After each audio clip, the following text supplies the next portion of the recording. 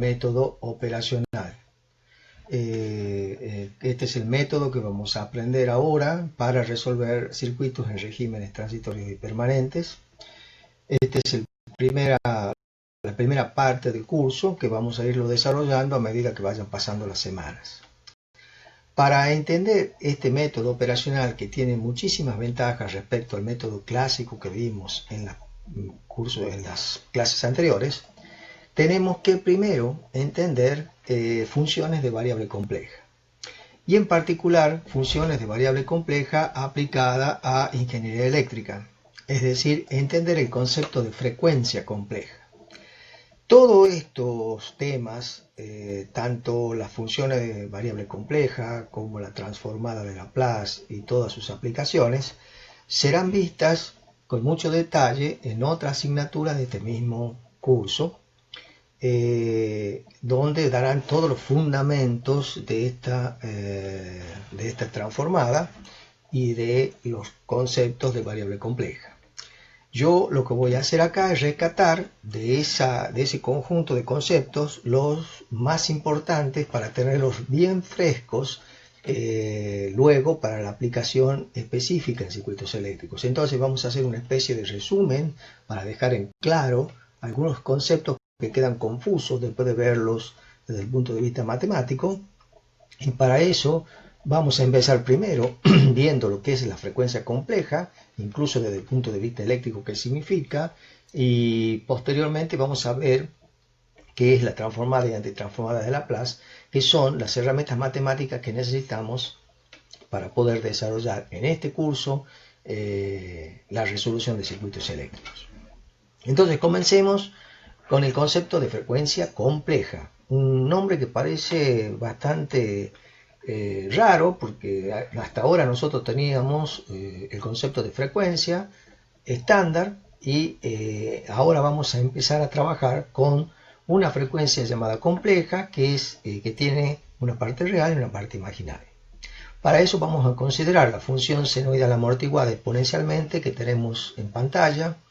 Es una señal b de t que tiene como particularidad que tiene un valor de pico que depende del tiempo y tiene una variación cosenoidal. Entonces, este valor de pico está afectado por un exponente e a la sigma t, donde sigma es una constante y t es la variable, es decir, que va a depender del signo que tenga sigma. Este exponencial va a ser creciente o decreciente y va a estar modulando el valor de pico de este coseno, que tiene una frecuencia omega y un ángulo inicial de desfasaje teta. Entonces, vamos a ver qué pasa si sigma y omega son nulos en esta expresión. Vemos claramente que si sigma y omega son 0, e a la 0 es 1 y omega por t es 0, entonces tenemos que b de t se convierte en bm o b máximo coseno del ángulo, o sea que se convierte en una constante, no depende del tiempo. Entonces estamos en presencia de una tensión continua. Es decir, si este exponencial, en particular sigma y omega son ceros, esta tensión se convierte en continua. ¿Qué pasa si solo se iguala a 0 sigma? Es decir, sigma igual a 0 y omega no es igual a 0. En ese caso, el exponencial queda igual a 1, es decir, que queda b sub m por coseno de omega t más teta. Es una señal sinusoidal estándar. Ahora, ¿qué pasa si omega es 0? Si omega es 0, quedaría b de t igual a b sub m por coseno de teta por e a la sigma t, con lo cual b sub m por coseno de teta es un número llamado b0, por e a la sigma t se convierte en una exponencial, que va a ser creciente o decreciente dependiendo del valor de sigma. Entonces, hemos podido conseguir a partir de una seno amortiguada una tensión constante o una señal sinusoidal o una señal exponencial. Si comparamos la forma exponencial, esta última que conseguimos acá, y la comparamos con la representación compleja de una función senoidal de fase inicial 0, tenemos que si comparo B de t igual a B0E a la sigma t con B de t igual a B0E a la j omega t, que es la representación compleja, vemos que la diferencia solo es que el exponente en una es un exponente real y en la otra es un exponente imaginario. A sigma, recuerden lo que era sigma en la expresión anterior, se lo llama parte real de la frecuencia compleja, se llama frecuencia neperiana, tiene unidades de frecuencia en una unidad llamada nepers por segundo, y a omega es la parte imaginaria de la frecuencia compleja en radianes por segundo. Es decir, acá aparece lo que se llama frecuencia compleja, una parte real y una parte imaginaria. La parte real es sigma y la parte imaginaria es omega. Entonces, cualquier función de excitación se puede escribir como f de t igual a k por e a la st, donde s es la frecuencia compleja, que tiene parte real sigma y parte imaginaria omega. Entonces, a S la llamamos frecuencia compleja y es independiente del tiempo. Entonces, si la variable S compleja es 0, tendremos una excitación continua. Si S es igual a sigma, tendremos una excitación exponencial. Y si S es igual, y si tenemos una excitación senoidal como B de t igual a Bm coseno de omega t más teta, veremos cuánto tiene que valer S. Para eso vamos a recurrir a la identidad de Euler y reemplazamos el coseno de omega t más teta por el correspondiente valor exponencial complejo, llegando a esta expresión donde claramente B de t va a tener dos raíces S1 y S2 y dos valores K1 y K2 constantes. Esos valores S1 y S2 van a ser imaginarios puros, pero van a ser imaginarios puros complejos conjugados. Y también las constantes K1 y K2 van a ser complejas y conjugadas. Entonces, de esa manera podemos conseguir una senoidal. ¿Cómo podemos conseguir una senoidal amortiguada? En función de S. Entonces, determinamos la o las frecuencias complejas asociadas a esta función, y si usamos Euler nuevamente para reemplazar el coseno, nos queda esta expresión, donde claramente vemos que tenemos dos raíces para S, S1 y S2, pero en este caso, en vez de ser raíces imaginarias puras, son raíces complejas conjugadas, sigma más j omega y sigma menos j omega. Entonces, dos raíces complejas conjugadas denotan una señal senoidal amortiguada. En general, como dice el texto, ni sigma ni omega deben ser igual a 0, porque de esa manera no podrían representar una señal sinusoidal amortiguada. Luego de ver esto, ya tenemos una cierta idea de la naturaleza física de la frecuencia compleja S. Va a describir una seno que varía de manera exponencial. Una seno que varía de manera exponencial. ¿Qué quiere decir eso? Que es una función seno donde va a estar modulada por una exponencial y ahí tendremos la señal senoidal. Entonces, la parte real de S se asocia con la variación exponencial y que si es negativa es una señal que disminuye a medida que t aumenta. Y si es positiva, la función crece en forma infinita. Y si es 0, la amplitud senoidal es constante.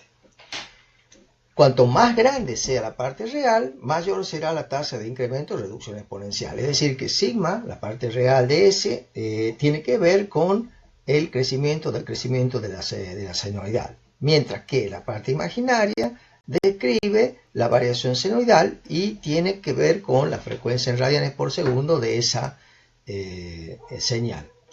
Una magnitud grande de la parte imaginaria de S indica una función en el tiempo que cambia con mayor rapidez. Entonces se utiliza la letra sigma para designar la parte real de S y omega, no j omega, para expresar la parte imaginaria. Finalmente, esa es la variable compleja que vamos a usar para el desarrollo de este tema, que es la resolución de circuitos eléctricos con el método operacional. ¿Qué relación tiene esta variable S con la realidad? Bueno, para eso pongamos algunos ejemplos. Por ejemplo, un valor real positivo de S, por ejemplo 5 más J0 es lo mismo. Identifico una función que va a crecer en forma exponencial como k por e a la 5t, donde k tiene que ser real para que tenga una existencia física real. Mientras que un valor negativo, por ejemplo s igual a menos 5, es una exponencial decreciente. Un valor puramente imaginario de s como J10 no se puede asociar con una cantidad que es solo real. Por lo tanto, la forma funcional e a la J10 se va a escribir con Euler de otra manera, coseno de 10t más j seno de 10t. Entonces ahí tenemos una parte real y una parte imaginaria. Entonces para construir una función real se va a recurrir a los valores conjugados de s y vamos a calcular los valores de k. Entonces de esa manera se obtiene una señal senoidal real, por ejemplo en este caso 20 coseno de 10t menos 53,1 grados. Toda esta parte ya la van a ver con mucho detalle en otra asignatura. Yo lo único que estoy haciendo es haciendo un repaso muy rápido de estos conceptos. Entonces, si tenemos un valor de S, por ejemplo 3 menos J5, que se asocia con una cantidad real, solo va a tener sentido si se lo asocia con el conjugado 3 más J5. Conclusión. Entonces, la frecuencia compleja S describe una senoide que varía de manera exponencial. Esa S tiene una parte real que tiene que ver con la variación exponencial de crecimiento y tiene una parte imaginaria que tiene que ver con la frecuencia de esa seno. Finalmente. Entonces, ¿qué es el método operacional aplicado a los circuitos? Bueno, el método operacional describirá una técnica nueva para resolver circuitos en régimen transitorio. Nosotros ya aprendimos en las clases anteriores a resolver los circuitos en régimen transitorio con el método clásico, mientras que ahora vamos a usar la herramienta matemática transformada de Laplace para poder resolver los regímenes transitorios. Esa transformada de Laplace, ya lo van a ver en la otra asignatura, tiene como variable, la variable compleja S, y esa transformación de dominio del tiempo a otro dominio, que es el de la frecuencia compleja, nos va a permitir resolver circuitos en régimen transitorio mucho más fácil que con el método clásico. Este método se va a poder aplicar a cualquier topología de circuitos, y para eso hacemos uso de la transformada de Laplace, que nos cambia el dominio del tiempo para obtener un circuito equivalente en el dominio de la variable compleja S. Y entonces este nuevo circuito en la variable compleja S lo podemos resolver con ecuaciones algebraicas, mucho, pero mucho más sencillas que resolverlo con las ecuaciones íntegro diferenciales en el dominio del tiempo. Finalmente, para obtener el régimen transitorio en el tiempo, vamos a aplicar la transformada de Laplace inversa, los métodos de antitransformación, para poder volver al dominio del tiempo. ¿Cómo sería el proceso general de resolución de circuitos? Vamos a ver cómo sería el proceso macro de resolución de circuitos. Bueno, como primera instancia tenemos un circuito lineal donde a este circuito lineal le planteamos una ecuación diferencial, como hacíamos en las clases anteriores, y esa ecuación diferencial con alguna técnica de resolución la resolvíamos y conseguíamos una solución. Todo esto en el dominio del tiempo. Es decir, este es el proceso que hemos usado en las clases anteriores para resolver un circuito con el método clásico. Es decir, todo el proceso se da en el dominio del tiempo. ¿Qué pasa si yo, con la transformada de Laplace, es decir, esta L en cursiva es el símbolo de la transformada de Laplace, transformo la función f de t en una función de variable compleja? En ese caso, la ecuación diferencial se va a convertir en una ecuación algebraica, mucho más fácil de resolver. Esta ecuación algebraica, que va a estar, recuerden, en el dominio de la variable compleja, la vamos a resolver con alguna técnica y vamos a conseguir la solución, pero la solución la tenemos en el dominio de la variable compleja. Pero nosotros necesitamos tener la solución en el dominio del tiempo. Entonces, lo que se hace es antitransformar, con la antitransformada de Laplace, la solución en el dominio de S para conseguir la solución en el dominio del tiempo, que era lo que nosotros deseábamos hacer. Es decir, hemos recorrido un camino alternativo, pero que ese camino alternativo, que aunque parezca más largo, es mucho más fácil de resolver. Para eso vamos a hacer uso, como les decía, de la transformada de Laplace. Entonces, la definición de la transformada bilateral de Laplace es esta, que yo, si tengo una función f de t, si a esa función f de t la multiplico por e a la st, donde s es la variable compleja, hago la integración entre menos infinito e infinito del diferencial de tiempo, voy a conseguir la transformada de esta función f de t, que se va a llamar f de s porque está en el dominio de s, que es la variable compleja. Entonces, ¿qué va a hacer la transformada bilateral de Laplace? Convierte una función del dominio del tiempo al dominio de la frecuencia compleja. ¿Qué hace la antitransformada bilateral de Laplace? Lo que hace es convertir la función del dominio de la frecuencia compleja al dominio del tiempo. Es decir, conocida la f de s, puedo conseguir la f de t. Nosotros en el curso no muy difícil que usemos esta expresión para hacer la antitransformación. Lo que vamos a usar son los métodos. Hay varios métodos para conseguir en los circuitos la antitransformada. Ahora bien, esto se llama bilateral. Los límites de integración van de menos infinito a infinito. Pero en muchos circuitos la excitación y la respuesta no existen para siempre en el tiempo, sino a partir de un momento dado. Por ejemplo, en t igual a 0. Eso se denota, ¿se acuerdan? Lo vimos como b de t por u de t, donde ahí b de t nace cuando u de t la deja, digamos, cuando empieza a ser 1. Entonces, en este caso vamos a tomar como límite inferior de integración no menos infinito, sino t igual a 0 menos, para incluir el efecto de cualquier discontinuidad en 0. Entonces ahí tenemos la antitransformada y la transformada, la unilateral de Laplace, que se definen de esta manera. F de s igual a la integral entre 0 menos e infinito de e a la menos st por f de t. Y la antitransformada f de t también la tenemos definida de esta manera. Entonces, recordar que la cursiva L es la operación de transformada directa o inversa de Laplace. O sea, f de s es igual a la transformada de f de t y f de t es igual a la transformada inversa de Laplace de f de s. Veamos ahora un poquito la condición de existencia, muy rápido, pero es necesario verla. ¿Siempre existe la transformada? Bueno, la integral de la definición de la transformada de Laplace debe converger a un valor finito.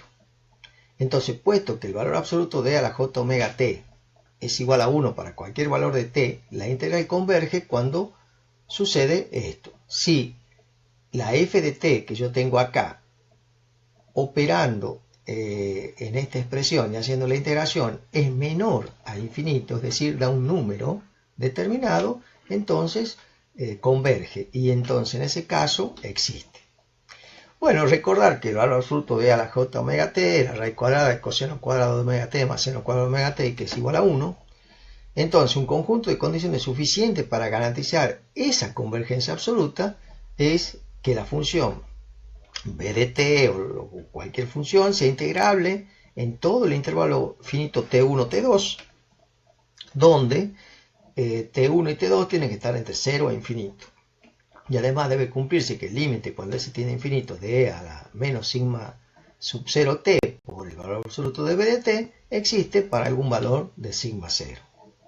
Esas serían las condiciones de existencia. También en la otra asignatura deben haber visto ya las propiedades de la transformada de Laplace, que son muchas. Por ejemplo, la linealidad, que la transformada, la suma es igual a la suma de las transformadas. El escalamiento, quiere decir que la transformada de una función multiplicada a por t, lo que hace es dividir en a por la transformada de s sobre a. El desplazamiento del tiempo, si yo desplazo la función a unidades, lo que sucede en el dominio de la variable compleja es la aparición de a la menos a por s. Desplazamiento ahora en la frecuencia. Si yo tengo la transformada de una exponencial por f de t u de t, lo que hace es desplazar en la variable compleja. La diferenciación en el tiempo, esto es muy importante, lo vamos a usar mucho. La transformada de la derivada es igual a s por la transformada menos el valor que tiene esta función para 0 menos. La integración en el tiempo también, que la transformada de la integral es igual a 1 sobre s por f de s. Es decir, la derivada multiplica por s, la integral divide por s a la transformada. Diferenciación en frecuencia, la transformada de Laplace de t por f de t es igual a menos la derivada de la función transformada respecto a s. Es decir, estas son algunas de las propiedades de la transformada de Laplace, algunas de ellas muy importantes en el desarrollo de la asignatura. Veamos ejemplos. Supongamos que tenemos la función f de t igual a e a la menos a por t por u de t y nos piden encontrar la función transformada f de s aplicando la definición. Este tipo de ejercicio no lo vamos a hacer en el transcurso de la asignatura, pero es importante que vean cómo funciona la transformada. Entonces, si aplico la definición, la función transformada f de s de f de t va a ser la integral entre 0 e infinito de e a la menos a por t por e a la menos st, de acuerdo a la definición. Bueno, si hago el producto de potencia de igual base y luego resuelvo esta integral que es muy sencilla y particularizo para los límites de integración, concluyo que la transformada de e a la menos a por t por u de t es igual a 1 sobre s más a. Un resultado que debe ya permanecer en sus mentes, porque esto va a aparecer en las tablas y lo vamos a usar muchísimas veces en la resolución de circuitos eléctricos. Es decir, que 1 sobre s más a viene de una exponencial en el tiempo. Ejemplo 2. Sabiendo que la función ya convertida a f de s es igual a la transformada de seno de omega t por u de t, igual a omega sobre s cuadrado más omega cuadrado, encontremos la transformada del coseno, aplicando la propiedad de derivación. Bueno, obviamente sabemos que la relación entre seno y coseno es la derivada. Entonces, sabiendo que la derivada de seno es igual a omega coseno de omega t, entonces planteamos la expresión del coseno y transformamos usando la propiedad de la derivación que estaba en la placa anterior. Entonces ahí vemos claramente que la transformada del coseno de omega t es igual a s sobre s cuadrado más omega cuadrado menos seno de omega 0. Entonces, la transformada del coseno es s sobre s cuadrado más omega cuadrado, que es lo que vamos a encontrar en las tablas rápidas de transformadas. Otro ejemplo. Calculemos la transformada de la función g de t igual a la derivada de f de t respecto de t por u de t, con f de t es igual a e a la menos a por t por u de t. Entonces, si operamos, bueno, eso ya lo pueden ver con algún detalle ustedes, si operamos, llegan a que la transformada de esa derivada es menos a sobre s más a, que coincide con la otra manera de calcular estas condiciones. Por último, veamos unos teoremas que son también de mucha utilidad, que son los teoremas del valor inicial y el valor final. Veamos primero un planteo rápido de estos teoremas. Dice que si la función f de s es igual a la transformada de f de t, se va a cumplir que el límite cuando t tiende a 0 más de f de t va a ser igual al límite cuando s tiende a infinito de s por f de s. Y el del valor final dice que el límite cuando t tiende a infinito de f de t es igual al límite cuando s tiende a 0 de s por f de s. Estos teoremas, ¿para qué son útiles? Son para ver si hemos calculado correctamente f de s antes de obtener su transformada inversa. Entonces, el comportamiento predicho por estos teoremas debe coincidir con lo que se muestra en el circuito. Por ejemplo, una aplicación rápida, porque vamos a ver en más detalle estos dos teoremas ahora. Supongan ustedes que deseamos obtener los valores de f de t en 0 más y en infinito, sabiendo que la función f de s es esa. Entonces aplicamos el límite cuando t tiende a 0 más de f de t va a ser igual al límite cuando S tiende a infinito de S por f de S y nos da 7. Mientras que el límite cuando t tiende a infinito de f de t es igual al límite cuando S tiende a 0 de S por f de S y nos da 0. Es decir, hemos podido calcular los valores que tiene f de t en 0 más y en infinito sin conocer la f de t. Conocemos simplemente f de S. Ahora veamos con cierto detalle esos dos teoremas. El teorema del valor inicial entonces permite conocer el valor de inicio de una respuesta en el dominio del tiempo, aun cuando estemos en el dominio de la variable S. Es decir, nos permite calcular esto. Entonces, esta igualdad nos dice que el valor que se obtiene de tomar el límite para S tendiente a infinito de la transformada de la respuesta multiplicada por S es el valor que toma dicha respuesta en t igual a 0. Veamos un ejemplo. Encontrar el valor inicial de la función seno de omega t para t tendiendo a 0 aplicando el teorema del valor inicial. Entonces, si yo tengo que la transformada del seno de omega t por u de t es esto, aplico el teorema y concluyo que es 0. Es decir, que el valor que tiene la función seno de omega t para t tendiendo a 0 es 0, lo cual nosotros ya lo sabíamos. Y el teorema del valor final es el valor que toma la respuesta en el tiempo cuando se extingue el régimen transitorio y ya se encuentra en el régimen permanente. Entonces lo podemos encontrar como límite cuando S tiende a 0 de S por f de S. Esto también nos permite salvar el hecho de que nosotros no conocemos la función f de t y sin embargo podemos calcular el valor que tiene en infinito. A continuación les pongo las tablas que vamos a usar muy seguido. ¿Qué tablas? Bueno, la primera, las tablas de transformadas básicas, que eso en cualquier libro de análisis matemático o de los cursos de variables complejas están, donde tenemos la señal, su valor en el tiempo y su correspondiente transformada, es decir, para no estar calculando las transformadas una por una. Es decir, si yo tengo un escalón, U0 de t, su transformada de Laplace es 1 sobre s. Si tengo un impulso, la transformada es 1. Si tengo una exponencial, que justo acá nos salió 1 sobre s más a, el coseno es s sobre s cuadrado más omega cuadrado, etc. Esta es una tabla muy básica donde están las funciones más habituales.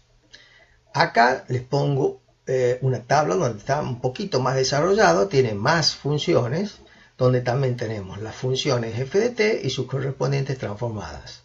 Ante cualquier duda pueden consultar estas tablas cuando estén trabajando con circuitos.